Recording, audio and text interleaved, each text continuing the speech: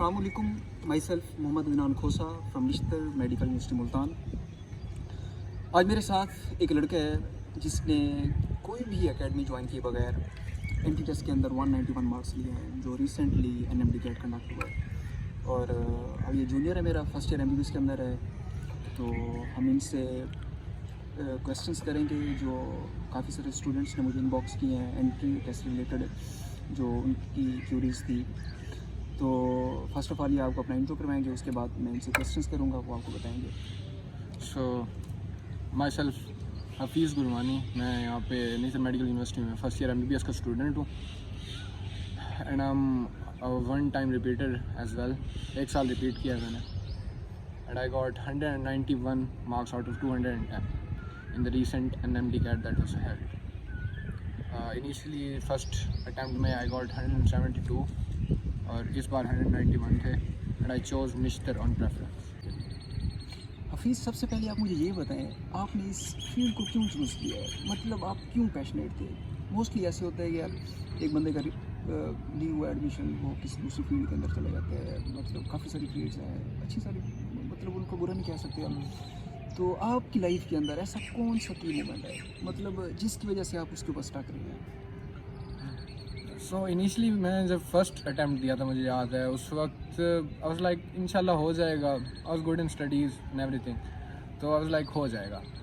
तो मैंने अटैम्प्ट दिया, फर्स्ट अटैम्प्ट दिया, उसमें मेरे 172 मार्क्स आए। Didn't really get into government medical college और मैं थोड़ा सा अपसेट था खुद से। तो मैंने ना 3 दिन के लिए 4 दिन के लिए अपने आप को ना रूम में लॉक कर लिया एंड आई रिमेंबर अब्बा केम इनटू माय रूम और अम्मा पीछे पीछे आई उनके।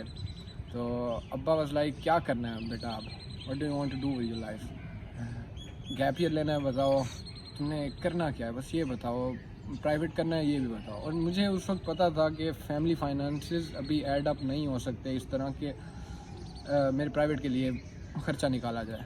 लेकिन स्टिल अब्बा सेड इट और अब्बा बहुत ज़्यादा उस पर ना वो करने लगे, एम्फसाइज़ करने लगे and I looked at my mother. मुझे याद है उस मोमेंट मैंने अपनी अम्मा जान की तरफ देखा and she had tears in her eyes, जो कि उनके चीक्स पर ना रोल डाउन कर रहे थे। And at that moment I decided, ना dude, I am not giving up, I am gonna do it, I am gonna do it for my mom, I am gonna do it for my dad. So I did. अच्छा हफीज़, आप ये बताएं कि आपकी schooling कहाँ से है? आप उर्दू मीडियम थे या इंग्लिश मीडियम थे थ्रू आउट? जैसे हमारे साउथ पंजाब के अंदर ये बीच बनी हुई है कि यार उनका बैकग्राउंड नहीं होता ना, वो मतलब उनकी अच्छी स्कूलिंग होती है। आप इस चीज़ को कैसे परसू करते हो? तो मेरा भी बैकग्राउंड एक टिपिकल साउथ पंजाब फैमिली से ही है। मतलब मेरी इनिशियल स्कूलिंग हुई थी छोटे लोकल प्राइवेट स्कूल से। उसके बाद in 8th class I was enrolled into a government school. Matric मेरी प्रॉपरली गवर्नमेंट स्कूल में हुई और after that FSC government degree college लिया। तो मेरी स्कूलिंग प्रॉपरली यही रही है, उर्दू मीडियम ही रही है। मैं FSC में आके मैंने स्टार्ट किया इंग्लिश मीडियम, क्योंकि ये कंपलसरी कर दिया गया था। नहीं तो ये भी मैं उर्दू मीडियम कर देता अगर हो सकता, मेरे लिए कोई ऑप्शन होता। और इट्स अ गुड थिंग कि इंग्लिश मीडियम था। अगर मुझे नहीं पता होता तो शायद मैं MCAT के लिए अपेयर भी ना हो पाता, अपेयर हो भी पाता तो कुछ कर ना पाता। अच्छा आप ये बताओ कि क्या उर्दू मीडियम से जैसे ही बच्चे इंग्लिश मीडियम का रहता है तो उसको क्या कोई डिफ़िकल्टीज़ का सामना हो सकता है? डिफ़िकल्टीज़ आती ज़रूर हैं, थोड़ी बहुत आती हैं, लेकिन आप इजीली उनसे कोप कर सकते हैं। कोई इतना बड़ा इशू नहीं है। मतलब आप अगर एक उस बैकग्राउंड से आके दूसरे बैकग्राउंड में बहुत इजीली फिट कर सकते हैं। अच्छा आप ये बताएं कि जैसे ही आप FSC से एंट्री टेस्ट करना शिफ्ट हुए तो आपने एंट्री टेस्ट को कैसे जांचा?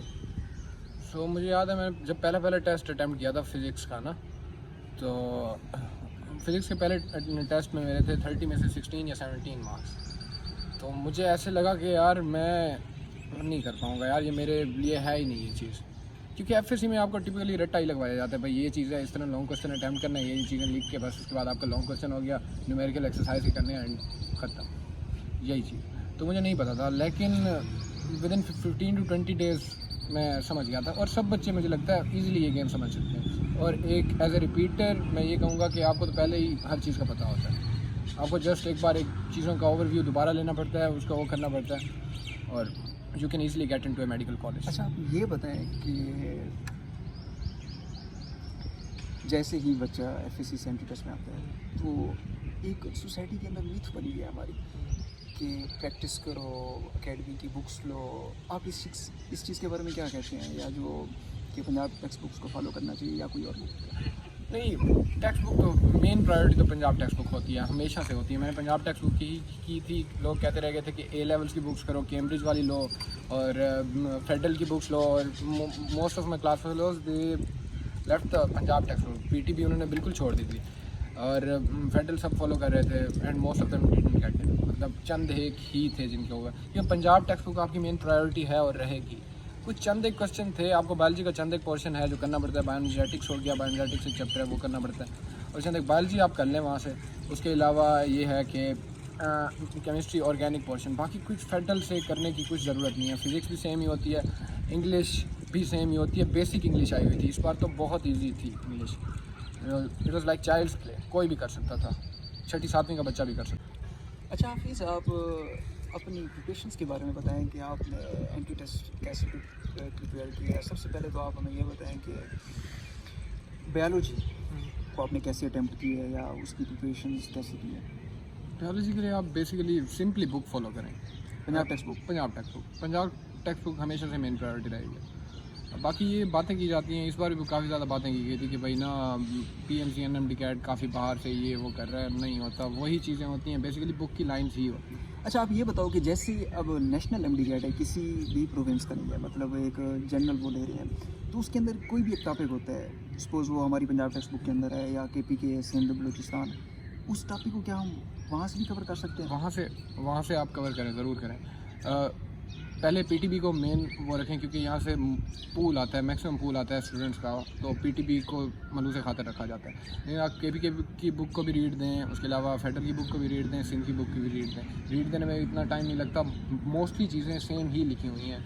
PTB में हालांकि थोड़ा सा ज़्यादा वो होगा, एक्सटेंसिव होगा, ज़्यादा अच्छा लिखा होगा, डिटेल्ड लिखा होगा। अच्छा, उसके बाद आप ये बताएं कि केमिस्ट्री, एक स्टूडेंट्स के अंदर काफ़ी ज़्यादा इस चीज़ को लेकर मिथ बनी होती है कि यार प्रैक्टिस करनी है, क्योंकि सेकेंड ईयर की केमिस्ट्री ऐसा इतनी नहीं है। उसमें आप ऐसे कह सकते हो कि बाज़ औक़ात किसी रिएक्शंस का वो कैटलिस्ट या एंजाइम पूछ लेते हैं, तो बाज़ औक़ात वो मतलब कुछ भी ऐसी बुक की स्टेटमेंट देते हैं। तो इसके बारे में आप क्या कहते हो, या आपने इसकी कैसी प्रिपरेशंस की हैं फर्स्ट ईयर केमिस्ट्री को लेकर, फिर सेकेंड ईयर केमिस्ट्री को? फर्स्ट ईयर केमिस्ट्री का सीन ये है कि ना उसका थोड़ा सा ना सिलेबस ज़्यादा दिया हुआ है और MD कैट में उसका वेटेज कम होता है, तो हम थोड़ी सी इस बात से रैटल हो जाते हैं कि भाई वेटेज ज़्यादा है, इसको वेटेज कम है लेकिन सिलेबस ज़्यादा है, इसको सही से कवर करें। उसमें आपने ना चीज़ों पे फोकस करना है। मतलब आपको पता है पहला चैप्टर है मॉल वाला, यहाँ से क्वेश्चन आना है, लाजमी आना है। आपको सिंपल एक मॉल पे ग्रिप होना, बेसिकली आपका पूरा चैप्टर हो गया। आगे जितने भी खड़े हैं, यील्ड का टॉपिक खड़ा है, सारे टॉपिक, लिमिटिंग रिएक्टेंट का सारा वो इसी से लिंक्ड है। तो आपका पूरा चैप्टर बेसिकली सिर्फ मॉल पे खड़ा है। अगर आपको मॉल की समझ है तो आपको पूरा चैप्टर हो जाएगा।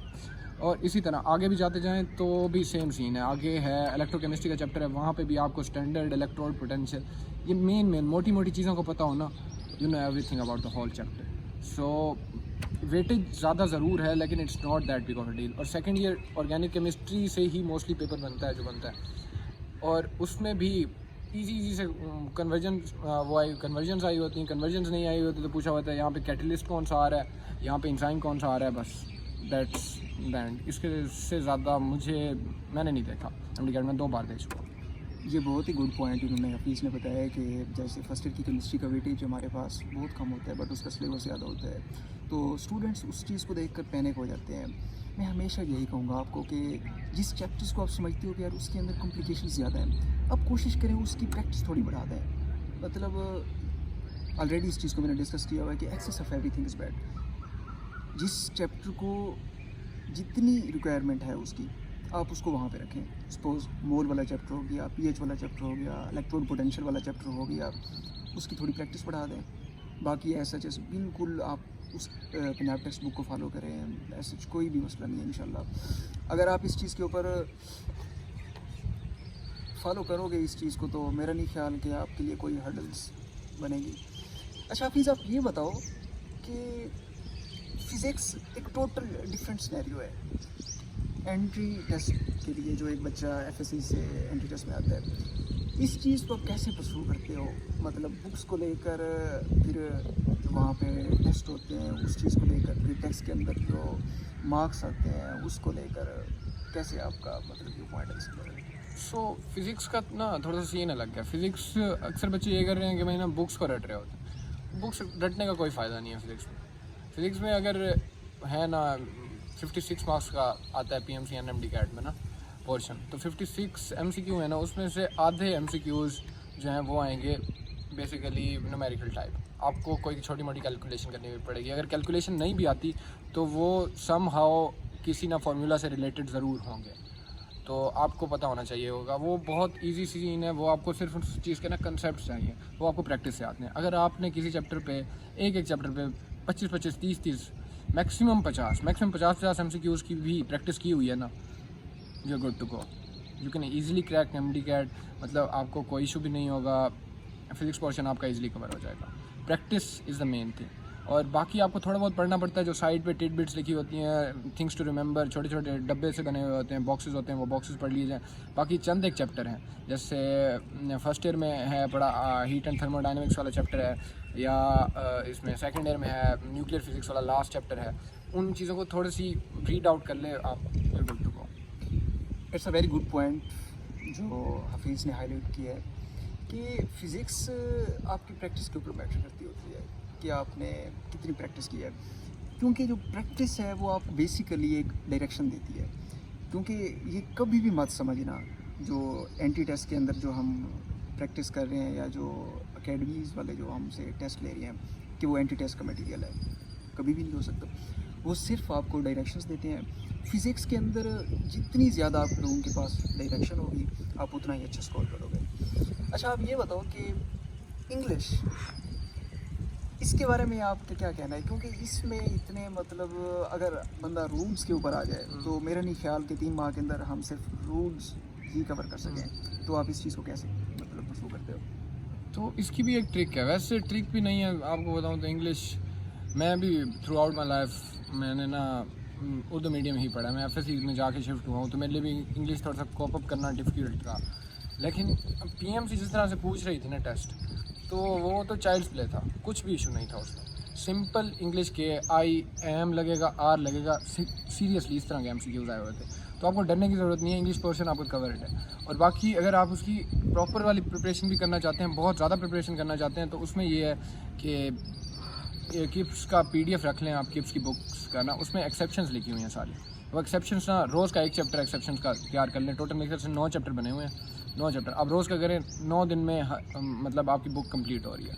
आप ऐसे 1 महीना करते रहें, आपकी 3 बार वो बुक कंप्लीट होगी और आपको जो जितनी भी एक्सेप्शंस हैं आपके माइंड में वो होंगी। कहीं पे भी कुछ भी नज़र आता है आप उसी वक्त पिक कर लेंगे उससे। It's not that big of a deal. मैं इसके अंदर एक पॉइंट ऐड करना चाहूँगा कि बेसिकली जो इंग्लिश का पोर्शन है उसके अंदर 40 to 45% कॉमन सेंस होती है।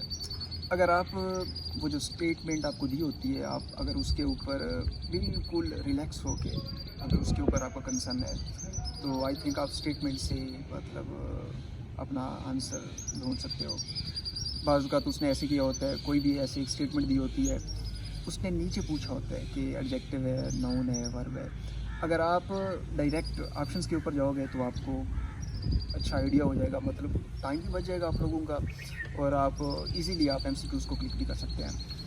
अच्छा, उसके बाद आप ये बताओ कि अब जो NMD कैट के अंदर जो लॉजिकल रीजनिंग वाला पोर्शन ऐड हुआ है, ये बेसिकली क्या चीज़ है? सो लॉजिकल रीजनिंग ये भी बेसिकली कॉमन सेंस ही है। मतलब आपको मोस्टली जो क्वेश्चन आ रहे थे वो कॉज एंड इफेक्ट के थे। मतलब ये चीज़ कॉज है, ये चीज़ इफेक्ट है। मतलब फ़र्ज़ किया किसी आदमी ने कुछ किया है और इसके इफेक्ट में कुछ हो गया है। सिंपल स्टेटमेंट्स, कोई इशू भी नहीं है। मतलब मैंने लॉजिकल रीजनिंग आंखें ऐसे बस कर रहा था, B है इसका C है, ये वो मेरे 10/10 नंबर थे। तो बहुत इजी, बहुत सिंपल बहुत सिंपल सा क्वेश्चन आता है और आप इजीली उसे पिक कर सकते हैं। It's not that big of a deal, कोई भी इशू नहीं है। अच्छा, अब ये बताएं कि जो बच्चे अकेडमीज़ को अफोर्ड नहीं कर सकते, क्या वो बच्चे भी एंटी टेस्ट के अंदर अच्छा स्कोर कर सकते हैं या अपने MBBS के अंदर सीरीज़ को स्कोर कर सकते हैं? जो आपका एक्सपीरियंस है, ऑब्वियसली आपने भी कोई एकेडमी ज्वाइन नहीं की, क्योंकि मतलब फर्स्ट जो अटैम्प्ट दी थी वो ऑनलाइन था, तो सच मतलब वो सिस्टम नहीं होता। तो आप इस चीज़ को कैसे परसू करते हैं, जो आपका एक्सपीरियंस है? सो हाँ, एकेडमी मुझे कोई फ़ायदा नज़र नहीं आता एकेडमी ज्वाइन करने का, सीरियसली बताऊँ तो, क्योंकि मैंने फर्स्ट सेशन लिया था ऑनलाइन, और ऑनलाइन सेशन में आपको लेक्चर्स वगैरह मिल जाते थे, और अब तो ये सीन है यूट्यूब पे वो सारे लेक्चर्स खड़े हैं, अगर आप यूट्यूब पे वो लेक्चर्स ले लें तो डन डील हो गया, हर चीज़ आपकी कवर हो जाती है। उसके बाद आपने जस्ट प्रैक्टिस करनी है, और अगर आप 1 साल के रिपीटर हैं राइट नाउ तो आपको हर चीज़ पता है, you know the ins and outs, तो आपको हर चीज़ पता है, आपको कोई भी इशू नहीं होना चाहिए। और एकेडमी ज्वाइन करके थोड़ा सा टाइम वेस्ट, मैंने अर्ली प्रेप में कोई 8-10 दिन गया था मैं किसी एकेडमी, और मैंने वो छोड़ दी थी, क्योंकि self study is the main thing. You have to prioritize your time yourself, you should know कि मैंने क्या करना है, अब क्या करना है, अब किस तरह, अब कौन सा पोर्शन कवर करना है, मुझे पता हो मेरे वीक पॉइंट्स क्या हैं, इनको मैंने कितना टाइम देना है, ये चीज़ें मैटर करती हैं, और आपको पता हो, दैट्स ऑल। जैसे हफीज़ हम अपनी लाइफ के अंदर किसी भी डिपार्टमेंट के अंदर इंटर होते हैं, तो उस डिपार्टमेंट में काफ़ी ज़्यादा उस चीज़ को लेकर मिसकॉन्सेप्ट्स बने होते हैं। ऐसी एंटी टेस्ट के बारे में मिसकॉन्सेप्ट्स बने हुए हैं कि पेपर लीक होता है, ऑब्वियसली होता भी है, मतलब जो रिसेंटली ये जो 2-3 साल पहले हुआ था ये सारा ड्रामा, तो क्या आपके पास कोई सोर्स था एंट्री को लीक आउट करवाने का, या मतलब जैसे मतलब स्टूडेंट्स की क्यूरीज होते हैं कि इस बच्चे ने पेपर लीक आउट करवाया है तो इसने इतने अच्छे स्कोर किए हैं? तो सीरियसली मैं सच्ची बताऊँ तो ये कभी ख्याल मेरे जहन से गुजरा है, क्योंकि मैं यही सोचता था भाई I have to do it myself, और होती मोटिवेशन यही होती है, मतलब अगर कोई चांस शायद बन भी जाता तो मैं कभी भी उस तरफ ना जाता, क्योंकि मैंने अपने बलबूते पर ही करना था। After that I have to come into a medical college and prove myself, मतलब एक डॉक्टर बनना कोई ईजी काम नहीं है, ठीक है ना। तो ये चीज़ें शॉर्टकट्स ढूंढना, ये आप अभी से अपने जहन से निकाल दें, नहीं करना, आपने खुद उस पर करना है। अगर कुछ होता है, अगर आप अपनी वो 3200 सीटें जो हैं उन पे फोकस करें, 3200 सीटों में से क्या 10 कोई ऐसे कोई ले जाएगा, बेच देगा, कोई खा जाएगा, ठीक है ना। जो 3150 सीटें हैं उसमें तो आप एक सीट सिक्योर कर सकते हैं ना, आप सिर्फ उस एक सीट के लिए जद्दोजहद करें, that's all. It's a valid point कि इन्होंने बताया कि अगर सपोज एंटी लीक भी हो रहा है, मतलब सपोज अगर 3200 सीट है, अगर उसके अंदर 10 सीट चली भी जाती है तो 3150 तो आपके पास हैं। क्यों मतलब इस तरह लेम एक्सक्यूज़ करके खुद जो आपके अंदर पोटेंशियल है, जो स्किल्स हैं, उसके ऊपर पर्दा डालने की कोशिश करते हैं हम। अच्छा, उसके बाद हफीज़ एंड भी आप ये बताएं कि डिसिप्लिन, टाइम टेबल, आप इस चीज़ को कैसे परसू करते हो? ये जो एंटी टेस्ट का 3 माह का जो ड्यूरेशन है, इस चीज़ को आप कैसे लेके चलते हैं, और ये इसका आपकी सक्सेस के अंदर कितना रोल होता है? सारी गेम आगे रुकती है डिसिप्लिन और कंसिस्टेंसी पे। आप कितने ज़्यादा परसेवियर हैं अपने अटैम्प्ट में, अपनी कोशिश में इस चीज़ के लिए कि भाई हाँ मैं इतना सीरियस हूँ, कितना ज़्यादा पैशनेट हैं उसके लिए, यही चीज़ मैटर करती है एंड पे आके। आपका कितना डिसिप्लिन है, आप भाई हाँ भाई मैं 6 घंटे नींद करनी है, इस टाइम नींद करनी है, ये चीज़ें बहुत ज़्यादा मैटर करती हैं एंड पे आके। इट्स ऑल अबाउट दैट, क्योंकि आपने जिस मोजो से, जिस वाइब से आपने पूरे वो 3 माह गुजारे होते हैं वो मैटर करता है। अगर आपने ऐसे कभी 16 घंटे पढ़ रहे हैं, उसके बाद 4 घंटे सो रहे हैं, और एक प्रॉपर कोई टाइम टेबल है नहीं, तो बहुत ज़्यादा लाइफ मुश्किल, हेल्थ प्रॉब्लम्स, कुछ तबीयत ख़राब हो जाए, आपका आखिरी वीक में कुछ हो जाए, छोटा सा इशू हो जाए, बंदा रैटल हो जाता है। तो नर्व्स की गेम होती है बहुत ज़्यादा, ये एंड पे आके बंदा रैटल होके लूज़ कर बैठता है। ये आपने एक नौजवान की कहानी सुनी है जो कोई भी एकेडमी ज्वाइन के बगैर उसने 191 मार्क्स लिए हैं रिसेंटली नेशनल अमेरिका के अंदर। बेसिकली हम इस चीज़ से क्या सीखते हैं? जो स्ट्रगल होती है वो सिर्फ इंसान की अपनी ज़ात से रिलेट करती है, उसके अंदर कोई भी और बंदा पार्टिसिपेट नहीं करता, और ना ही कोई बंदा आपको उसके लिए मोटिवेट करेगा या इंस्पायर। तो मैंने इनकी जो सारी ये जो बता रहे थे, एक चीज़ सीखी है कि आप कर सकते हो किसी भी एकेडमी को ज्वाइन किए बगैर, बट उसके लिए आपको कुछ चीज़ें ऐसी हैं जिनके बारे में इंफॉर्मेशन का होना लाजमी है। जैसा कि एंटी टेस्ट होता क्या है, एंटी टेस्ट के अंदर किस टाइप के एमसीक्यूज़ आते हैं, या उसके अंदर जो फिज़िक्स का पोर्शंस है, या chemistry, biology, English, logical reasoning का, कि उनको कैसे टैकल किया जाता है, कितनी उस सब्जेक्ट की प्रैक्टिस करनी चाहिए, कितनी नहीं करनी चाहिए, जो कौन सा यूनिट है उसके ऊपर थोड़ा ज़्यादा कंसर्न करना चाहिए हमें, बट उसके बाद आई थिंक मैं नहीं समझता कि कोई भी ऐसा कोई पॉइंट रह जाता है कि जिसके लिए आपको आपको अकेडमी जाना पड़े। तो मैं कोशिश कर रहा हूँ कि नेक्स्ट वीडियो में मतलब जो NMD CAT 2022 है उसकी प्रिपरेशन से बनाऊँ कि आपने कैसे प्रिपेयर करना है, कौन कौन सा सब्जेक्ट उसको आपने कैसे लेके चलना है, उसकी कितनी प्रैक्टिस करनी है, कहाँ से प्रैक्टिस करनी है, और भी काफ़ी सारी जैसे लॉजिकल रीजनिंग हो गई, इंग्लिश का पोर्शन हो गया, बायोलॉजी का पोर्शन हो गया, केमिस्ट्री के अंदर काफ़ी सारे पोर्शंस हैं, और उसके बाद फिज़िक्स के ऊपर वो इंशाल्लाह मैं नेक्स्ट वीडियो अपलोड करूँगा इसमें।